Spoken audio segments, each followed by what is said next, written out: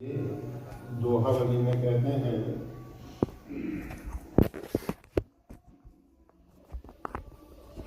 अब के बीज पलटे नहीं।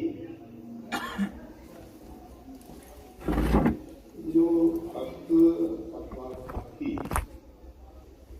इसका जो बीज है, इसके जो संस्कार है,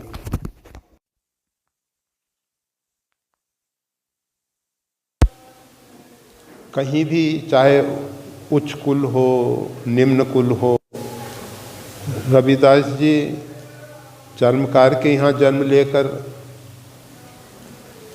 एक ऐसी ऊंची स्थिति पर पहुँचे।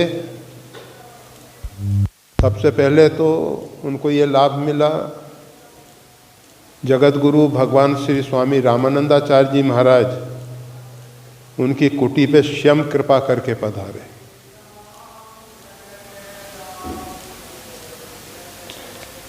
लोगों को आश्चर्य हुआ कि चर्मकार के मोहल्ले में इस प्रकार के उच्च कोटि के महापुरुष का पदार्पण हुआ।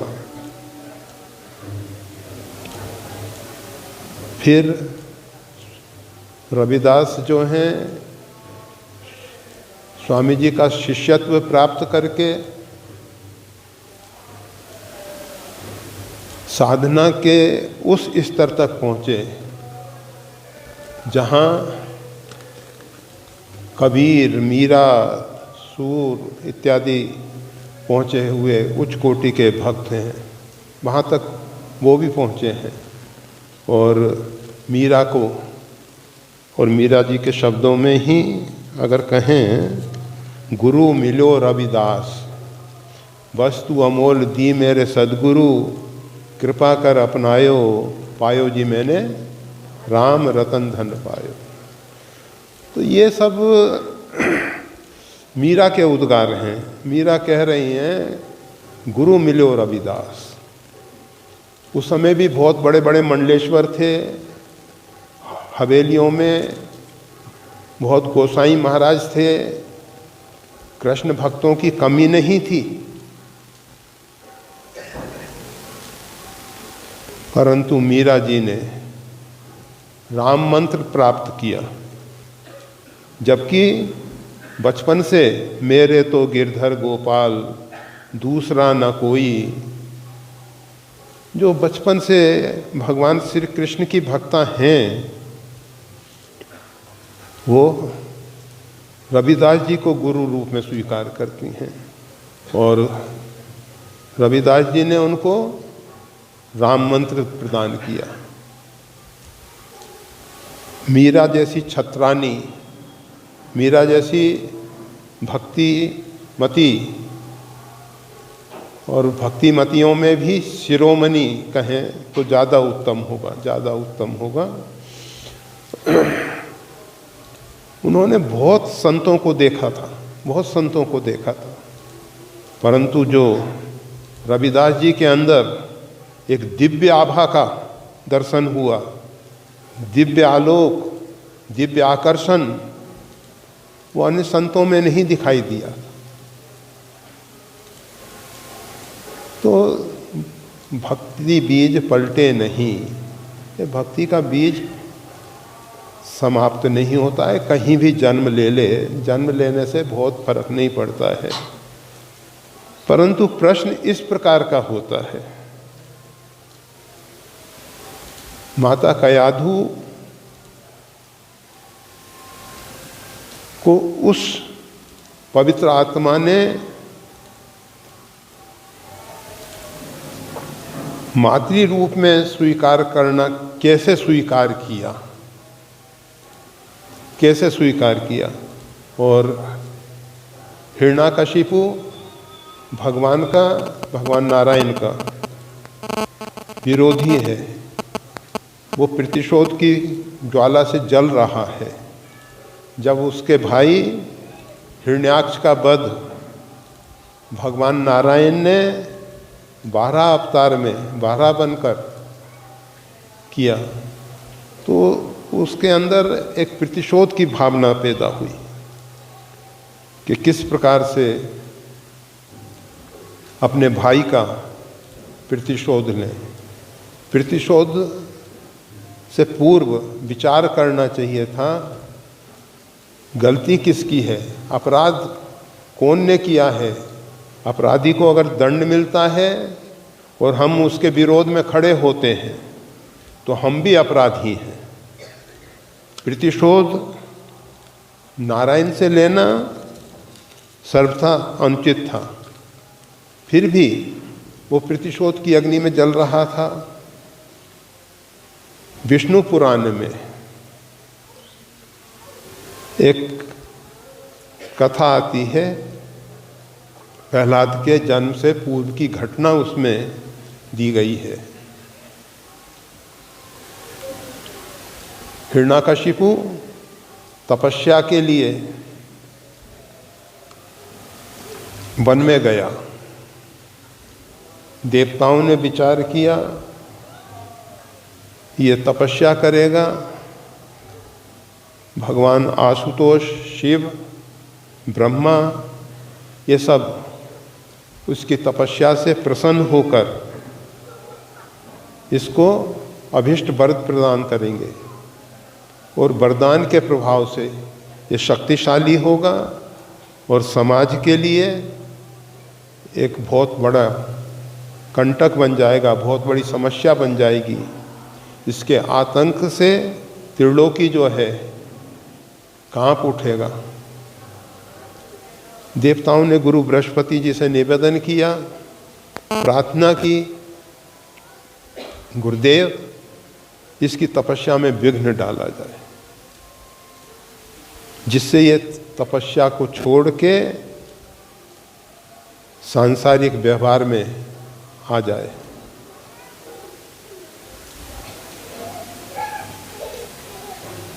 गुरु बृहस्पति ने देखा कि देवता जो हैं केवल स्वार्थ के कारण नहीं, आगे होने वाला जो दुखद समय है उसका चिंतन करके देवताओं की चिंता उचित है। और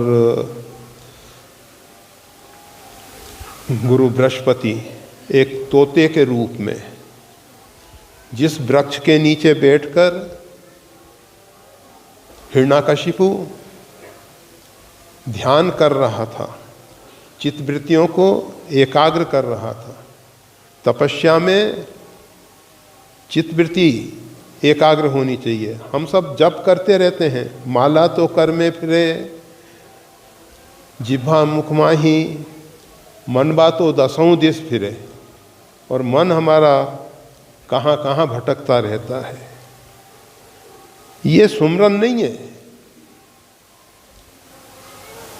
सुमरन में जब तक चित्तवृत्ति परमात्मा के साथ नहीं लगती है तब तक आपका वो परिश्रम जो है, जप तप अनुष्ठान, केवल आपके परिश्रम का फल देते हैं। उसमें जो जप तप अनुष्ठान किया गया है उसका कोई परिणाम नहीं आता है, केवल आप उतनी देर तक समय व्यतीत किए हैं। उसको देख के परमात्मा दयालु हैं, देवता दयालु हैं, आपके ऊपर थोड़ी बहुत कृपा कर देते हैं। परंतु अगर पूर्ण कृपा चाहिए तो चित्तवृत्तियों का निरोध, महर्षि पातंजलि का जो मनोविज्ञान, पातंजलि योग दर्शन, उसमें चित्तवृत्ति के निरोध पे बहुत ध्यान दिया गया है। तो हिरण्यकशिपु चित्तवृत्ति को एकाग्र करने की कोशिश कर रहा था। उसी समय तोते के रूप में गुरु बृहस्पति जो हैं वृक्ष के ऊपर बैठ के बोलने लगे, नारायण नारायण नारायण। और हिरण्यकशिपु की देखो, बहुत से साधक जो हैं बाहर की ध्वनि ना सुनाई दे इसलिए कान में इंद्रपूंची लगा लेते हैं। एक कर्ण घंटा, घंटाकरण जो बद्रीनाथ जी के क्षेत्रपाल हैं, श्री बद्री विशाल के क्षेत्रपाल घंटाकरण जी, वो शिव नाम के अतिरिक्त कोई नाम नहीं सुनना चाहते थे।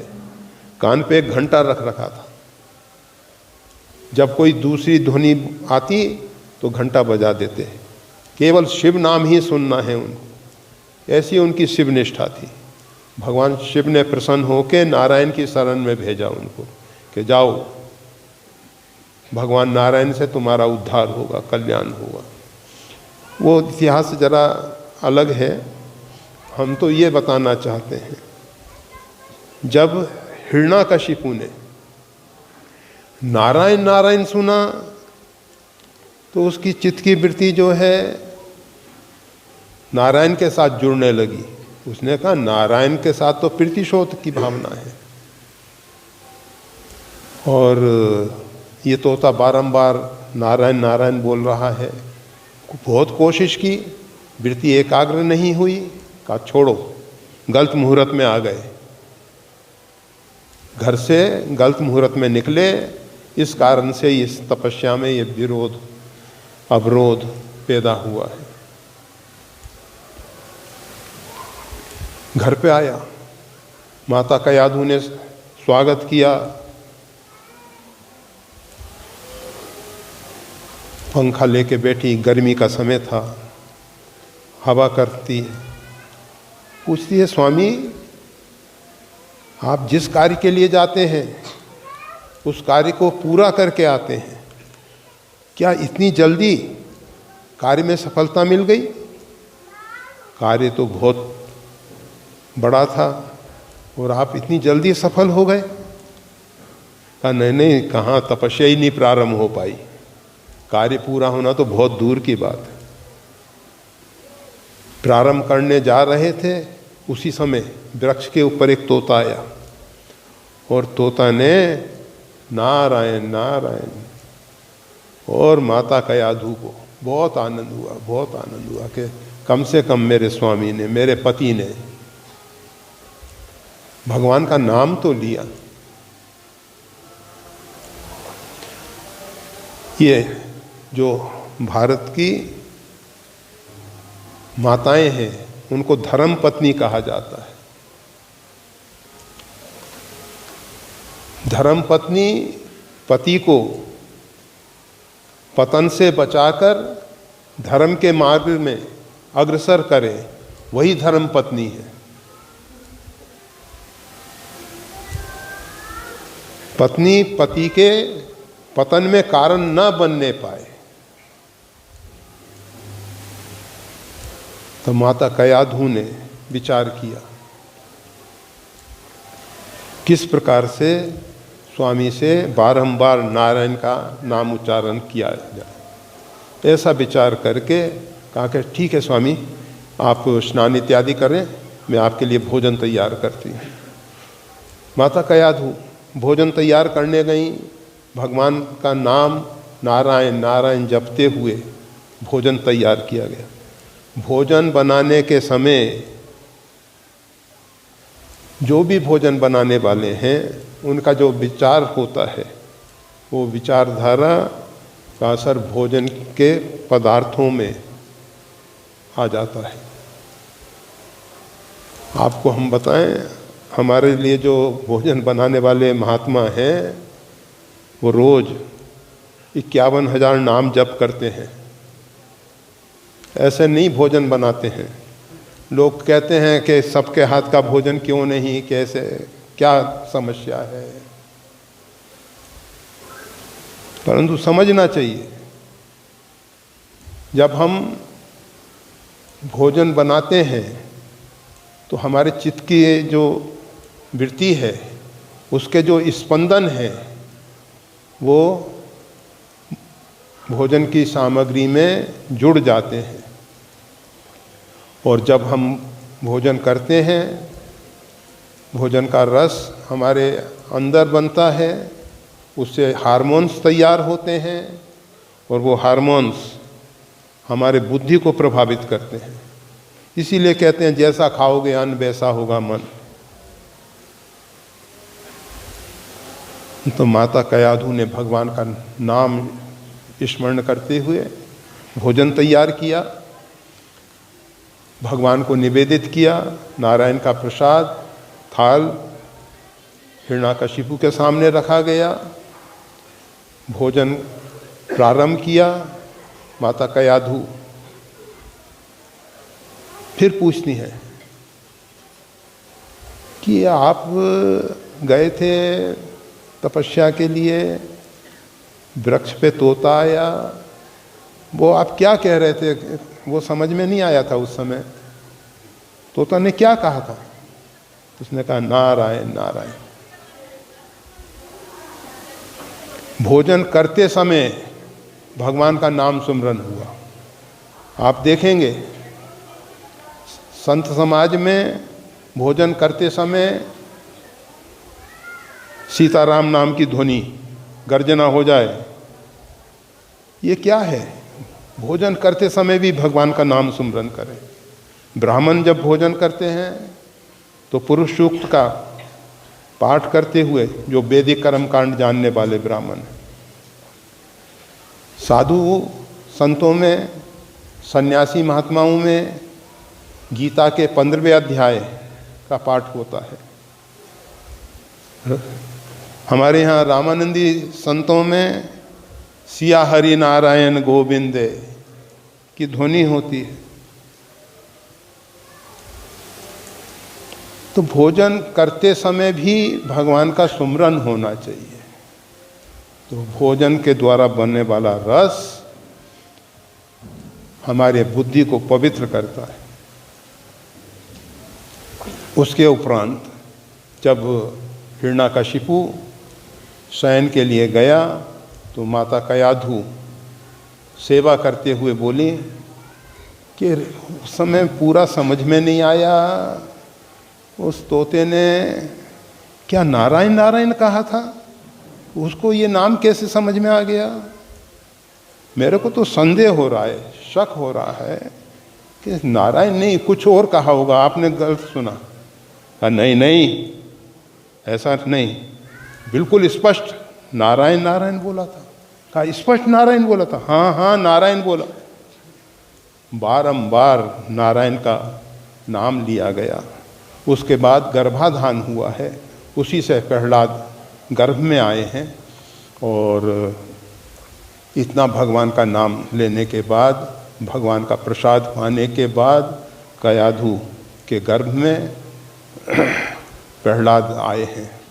तो राक्षसों के यहाँ जन्म होने के पीछे फिर उसके उपरांत हिरण्यकशिपु तपस्या के लिए चले जाते हैं और माता कयाधु को देवता इंद्र बंदी बना के ले जाना चाहते थे, परंतु नारद जी ने कहा इनके गर्भ में नारायण का भक्त, परमात्मा का भक्त है, इसको आप सब बंदी ना बनाओ, वही अच्छा है।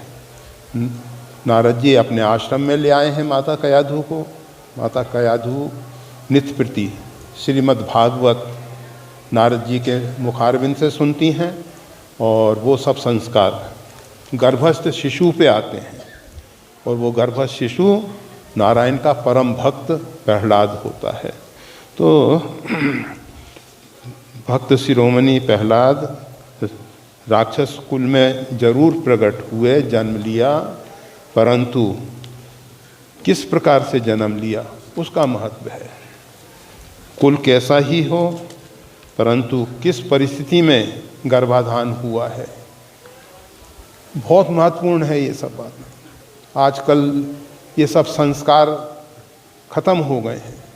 पहले गर्भाधान संस्कार होता था, किस प्रकार का शिशु, किस प्रकार की संतान गर्भ में आए, उसके लिए आयोजन होता था और आयोजन पूर्वक गर्भाधान होता था। ये नहीं कि केवल कामेष्णा की पूर्ति के लिए। श्री राम।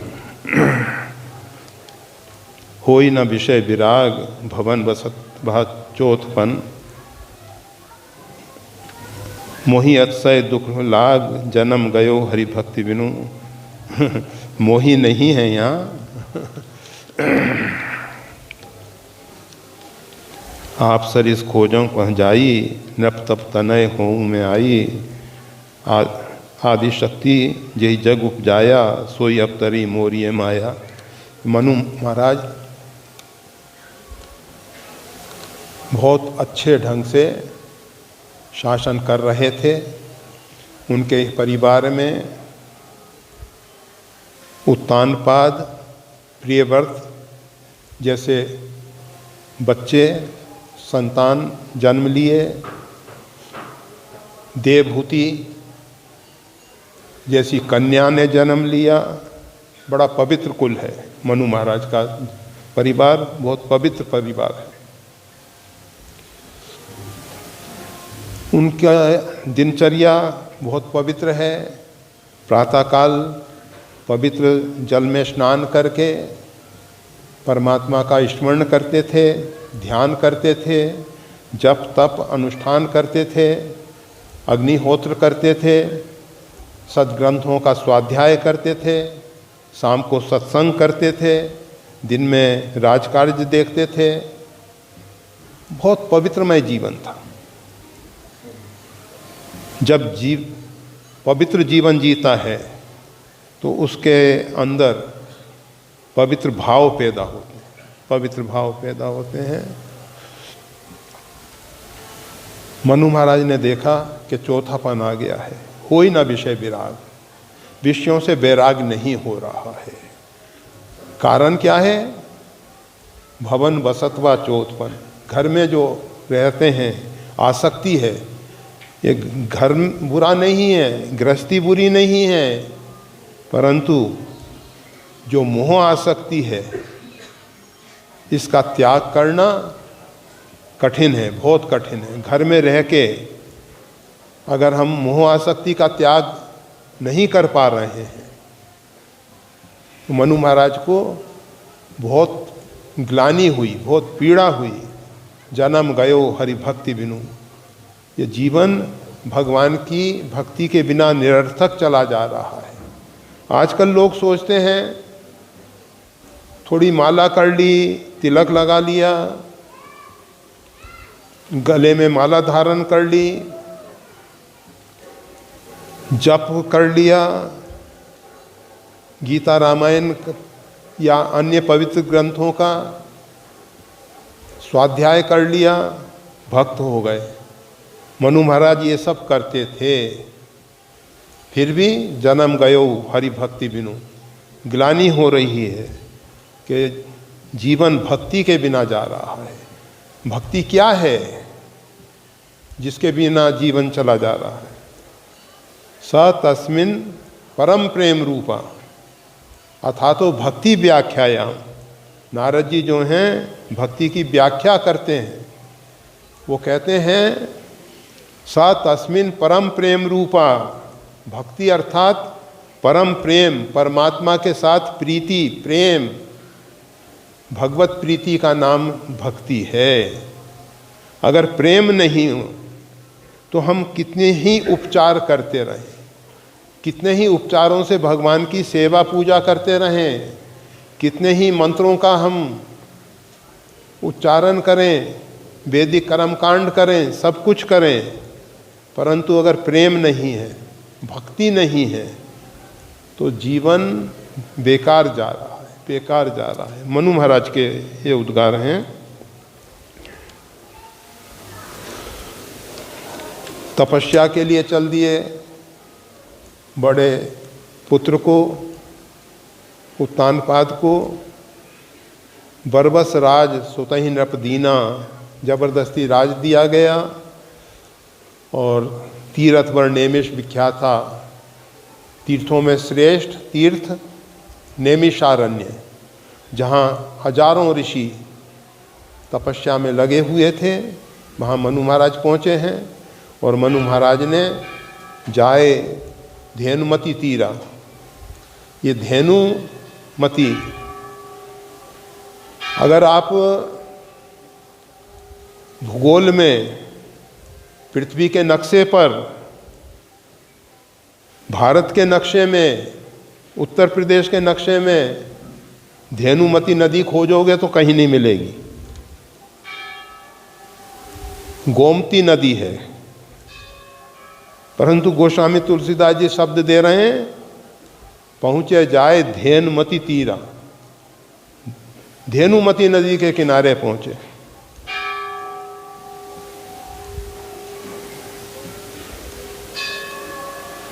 ये धेनु शब्द प्रयोग गौ कहो, धेनु कहो, पर्यायवाची शब्द हैं, परंतु गोस्वामी तुलसीदास जी यहाँ धेनु शब्द क्यों दिए? सीधे गोमती लिख सकते थे ना, पहुँचे जाए गोमती तीरा, क्या आपत्ति थी? कोई समस्या नहीं। परंतु गोस्वामी तुलसीदास जी लिखते हैं पहुँचे जाए धेनुमती तीरा।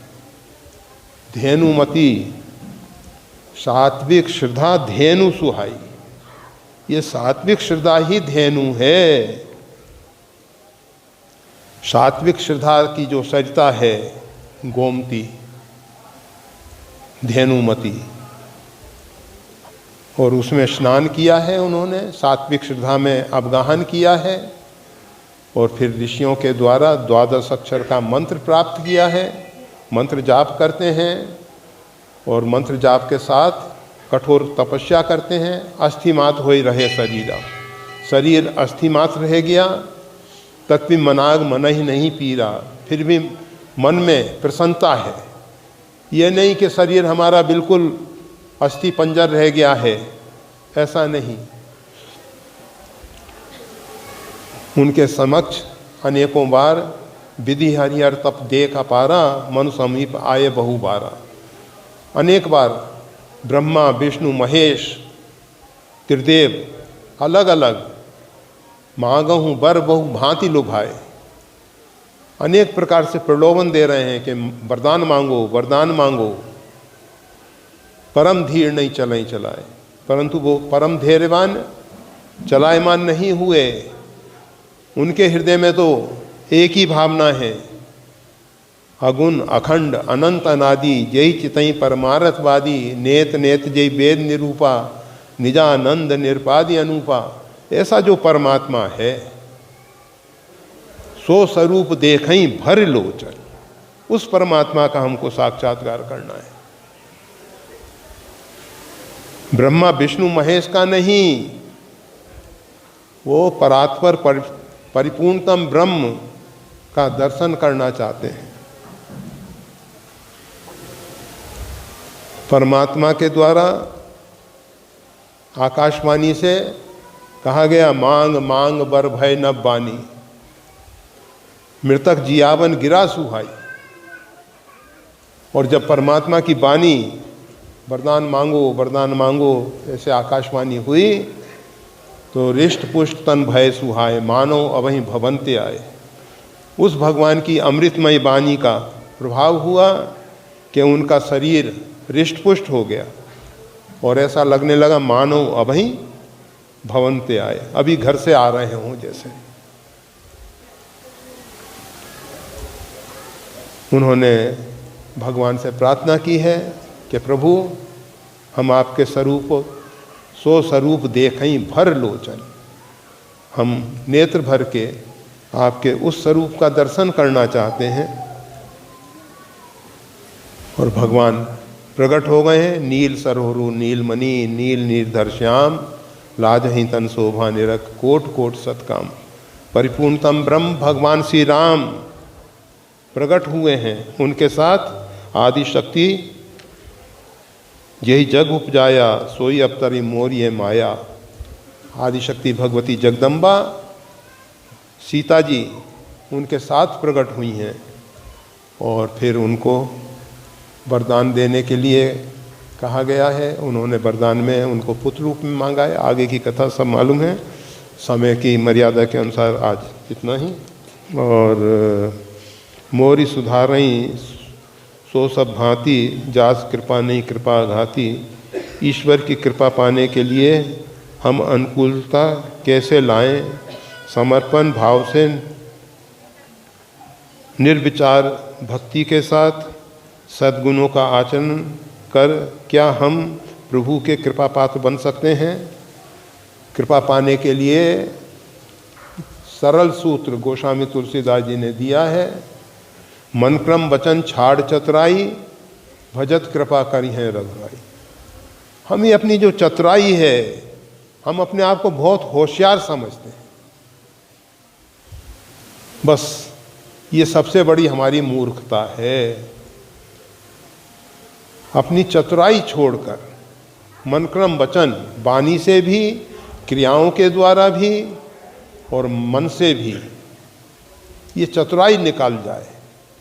अपने अंदर जो ये समझदारी का अहम है, अहंकार है, ये भगवान की कृपा तो बरस रही है, अनवरत बरस रही है, परंतु जैसे हम छत्र लगा लेते हैं, छाता लगा लेते हैं, तो वर्षा का पानी हमारे ऊपर नहीं गिर पाता। इसी प्रकार से भगवत कृपा अनवरत बरसती है, परंतु हमारा जो अहंकार का छाता है, यह होशियारी का, अहंकार का, अभिमान का, इसको हटाना है। हनुमान चालीसा में आप पढ़ते हो, बुद्धिहीन तनु जान के सुमरऊ पवन कुमार। अपने आप को बुद्धिहीन समझकर फिर पवन कुमार का सुमरन करो। बुद्धिहीन तनु जान के, हम ये बात नहीं स्वीकार कर पाते। हम ऐसा मानने को तैयार नहीं है कि हम बुद्धिहीन हैं। हम तो बहुत समझदार हैं। रावण में भी ऐसा ही अहंकार था कि भगवान शंकर के तो केवल 5 मस्तक हैं, मेरे तो 10 मस्तक हैं, मेरे पास तो उनसे दुगनी बुद्धि है। ये आसुरी विचारधारा है। आसुरी विचारधारा में मैंने इतना जप तप अनुष्ठान किया है, मैं इतने जप तप अनुष्ठान और करूँगा, मैंने इतना दान दिया है, मैंने इतने पूजा की है, इतने अनुष्ठान किए हैं। अहम बलवान, मैं बलवान हूँ। अहम सुखी, मैं सुखी हूँ। उसमें तो आया है मैं ईश्वर हूँ, मैं सबके ऊपर शासक बन के रह रहा हूँ, शासन का अभिमान। ये सब आसुरी भाव है। और जब तक हमारे अंदर आसुरी भाव है, तब तक परमात्मा की कृपा का अनुभव हमको नहीं हो पाएगा। अगर भगवत कृपा का अनुभव करना है, भगवान की कृपा में कमी नहीं है, हमारी पात्रता में कमी है। हमारा पात्र उल्टा रखा हुआ है, कृपा बरसती है, अंदर प्रवेश नहीं कर पाती है। तो बस हमारा मिथ्या अहंकार, मिथ्या अभिमान टूटे छूटे। जैसे श्री आंजने तापर में रघुवीर दुहाई, जानो नहीं कछ भजन उपाई, एक मंद में मोहवश कुटिल हृदय अज्ञान।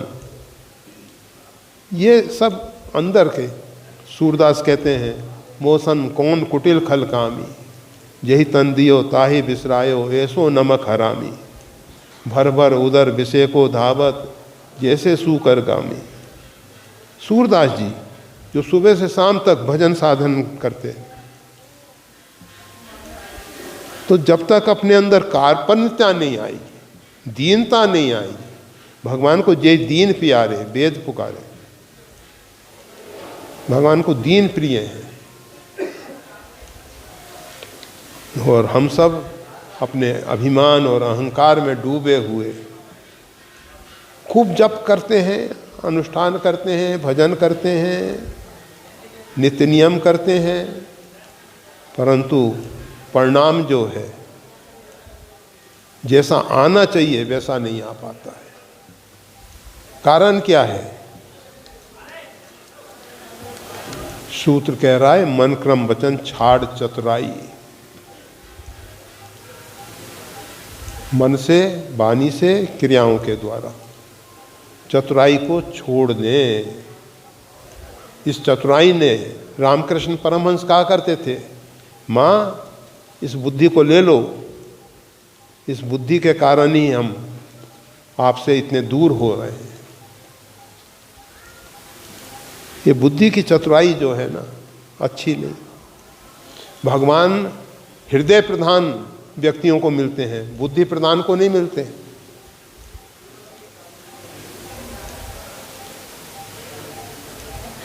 बस आज इतना ही। जय श्री राम।